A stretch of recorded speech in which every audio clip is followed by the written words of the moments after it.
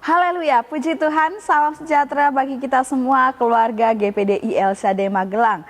Kita mengucap syukur kembali hari ini kita dapat menikmati kebenaran firman-Nya. Rise up, bangkit, bergerak, berdampak.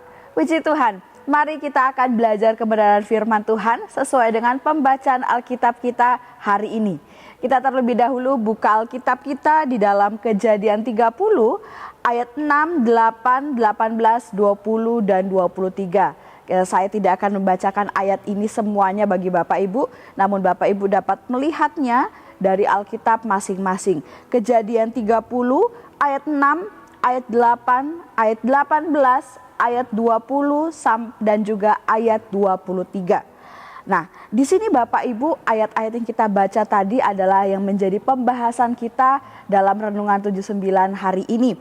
Terlebih dahulu kita akan mengobservasi, ya kira-kira apa isi dari ayat-ayat yang sudah kita baca, yang merupakan ayat pokok kita tadi. Ya di sini kita menemukan ada satu peristiwa Bapak Ibu, dan tokoh utama dalam peristiwa tersebut itu adalah Yakub. Nah, Yakub ini adalah anak Ishak, dan kemudian Yakub mempunyai dua istri. Yang pertama Lea dan kemudian Rahel. Ya, Rahel adalah istri yang kedua. Nah, Lea ini adalah kakak Rahel dan Rahel itu adalah adik Lea, seperti itu. Jadi Lea dan Rahel adalah saudara. Kemudian ada Bilha. Bilha ini adalah hamba perempuan dari Rahel. Dan kemudian ada Zilpa, yaitu hamba perempuan dari Lea. Nah, itu adalah tokoh-tokoh utama dalam peristiwa ini. Nah, peristiwa ini atau perikop ini menceritakan tentang persaingan antara Lea dan Rahel, istri pertama dan juga istri kedua dari Yakub, untuk mendapatkan anak dan kasih sayang dari Yakub sang suami. Nah, peristiwa dalam pasal ini terjadi kemudian di rumah Laban. Ya, Laban ini adalah tempat di mana Yakub bekerja dan tinggal bersama istri-istrinya, atau lebih tepatnya lagi Laban adalah ayah dari Lea dan Rahel. Ya, kemudian Yakub tinggal di situ dan terjadilah peristiwa ini di rumah tersebut. Nah, dalam peristiwa ini mengapa persaingan antara Lea dan Rahel ini dapat terjadi yang kemudian dikisahkan dalam perikop ini, yaitu karena Rahel ini cemburu, ya, karena Lea kemudian lebih subur, bisa mempunyai anak, sementara Rahel tidak demikian. Dan kemudian juga ada permasalahan penyebab lain, yaitu di mana Lea merasa tidak dicintai, tidak dikasih oleh Yakub. Yakub seolah-olah lebih mengasihi Rahel daripada Lea. Nah, itu dari sudut pandangnya Lea. Nah, itu kemudian yang menjadi penyebab mengapa peristiwa persaingan antara kedua kakak beradik ini dapat terjadi, yang diceritakan di dalam perikop ini. Nah, kita akan langsung melihat Bapak Ibu interpretasi dan aplikasinya. Ya, dalam peristiwa di kisah ini memang terdapat persaingan, bahkan disertai dengan tindakan-tindakan manipulasi, yaitu bagaimana Rahel dan Lea mengusahakan cara apa saja untuk memenuhi keinginan mereka. Ya, mulai dari yang pertama, memberikan budak-budak mereka, baik itu Bilha dan Zilpa, diberikan kepada Yakub untuk dijadikan istri, supaya dari budak-budak ini Lea dan Rahel bisa mendapatkan anak bagi Yakub. Ya. Kemudian di mana ada peristiwa lain dalam peristiwa ini, yaitu Rahel menukar Yakub kepada Lea dengan buah dudaim. Jadi kemudian Lea bisa tidur bersama dengan Yakub dan memiliki anak lagi, karena ada peristiwa buah dudaim, ya, di mana Rahel ini ingin buah dudaim yang dibawakan Ruben untuk Lea. Namun kemudian ada syaratnya, harus ditukar. Aku harus dapat apa? Ya, kemudian diserahkan, oh kamu boleh malam ini bersama dengan Yakub. Dan akhirnya Lea bisa memiliki anak lagi dari Yakub, sedangkan Rahel bisa mendapatkan buah dudaim.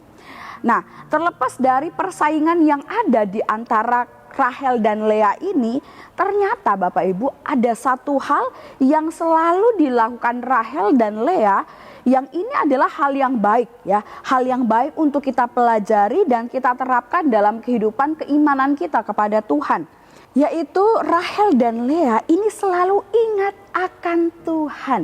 Ya, seperti judul renungan kita pada hari ini, yaitu ingat Tuhan. Ya, ini yang akan kita pelajari dari Rahel dan Lea.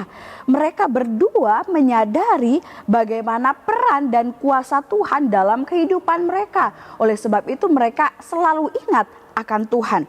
Nah, hal ini ditunjukkan ketika Rahel dan Lea mendapat anak, baik dari budak mereka ataupun dari kandungan mereka sendiri, yang kita dapat lihat di dalam ayat pokok kita tadi, ayat 6, ayat 8, ayat 18, ayat 20 dan ayat 23. Nah, ini ayat-ayat ini adalah ayat yang berisikan ungkapan-ungkapan dari Rahel dan juga Lea setelah mereka mendapat anak.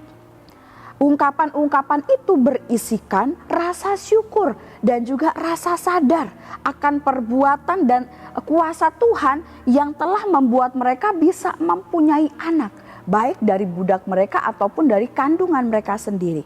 Nah, inilah yang menjadi pelajaran bagi kita semua dari peristiwa ini, yaitu selalu ingat Tuhan. Terlebih khusus di saat kita mendapat suatu berkat atau menerima suatu kebaikan, kesuksesan, hal-hal yang menyenangkan atau hal-hal baik lainnya dalam kehidupan kita. Mazmur 77 ayat 12 sampai ayat 13 berkata, "Aku hendak mengingat perbuatan-perbuatan Tuhan. Ya, aku hendak mengingat keajaiban-keajaiban-Mu dari zaman purbakala. Aku hendak menyebut-nyebut segala pekerjaan-Mu dan merenungkan perbuatan-perbuatan-Mu." Satu ayat lagi dalam Mazmur 103 ayat 2.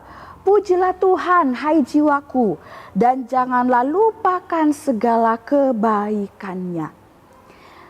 Apa yang kita lakukan ya untuk Tuhan, kemudian Tuhan juga bisa balas berlipat kali ganda dengan kebaikan-Nya. Dan semua hal itu, hal baik, berkat-berkat yang Tuhan berikan bagi kehidupan kita, ya, kita harus selalu ingat Tuhan atas semuanya. Ya, setiap hal yang baik, jangan pernah kita lupakan peran Tuhan, kuasa Tuhan di dalamnya. Bagaimana kita harus mengingat setiap perbuatan Tuhan, kuasa Tuhan. Ya, sadari bahwa semua hal baik dalam kehidupan kita itu adalah daripada Tuhan. Dan apa yang kita lakukan sebagai bentuk kita ingat Tuhan, khususnya saat kita sedang mengalami dan menerima berkat atau hal-hal yang baik dalam kehidupan kita. Yang pertama, tentunya kita harus bersyukur kepada Tuhan. Ini adalah hal utama yang harus kita lakukan setiap kita menerima hal-hal yang baik. Ya, sama halnya dengan kita berterima kasih kepada orang lain ketika kita ditolong atau ketika kita diberi sesuatu, kemudian kita ucapkan terima kasih. Ya, hal yang demikian juga lah yang harus kita lakukan terhadap Tuhan. Kita harus berterima kasih juga kepada Tuhan atas setiap berkat atau hal-hal baik dalam kehidupan kita. Nah, dan kita pun juga harus mengucap syukur kepada Tuhan, ya, karena itu adalah kewajiban kita. Itu adalah kehendak Allah yang mutlak yang harus kita lakukan. Dan luar biasanya lagi, mengucap syukur tidak hanya ketika waktu senang Bapak Ibu, tapi ketika waktu susah. Ucapan syukur ini adalah sesuatu yang harus tetap kita penuhi, kita jalankan dalam kehidupan kita. 1 Tesalonika 5 ayat 18. "Mengucap syukurlah dalam segala hal, sebab itulah yang dikehendaki Allah di dalam Kristus Yesus bagi kamu." Ya, ini yang dikehendaki Tuhan bagi kehidupan kita, baik susah maupun senang, tetaplah mengucap syukur. Terlebih lagi saat kita sedang mengalami hal-hal yang baik, hal-hal yang menyenangkan, hal-hal yang memberkati, harus berterima kasih, harus mengucap syukur kepada Tuhan. Kemudian hal yang kedua yang dapat kita lakukan sebagai bentuk kita ingat Tuhan, ya, khususnya ketika kita sedang mengalami hal-hal yang baik, yaitu mengakui semuanya karena Tuhan. Hal ini juga sangat penting dan harus kita terapkan dalam kehidupan kita Bapak Ibu.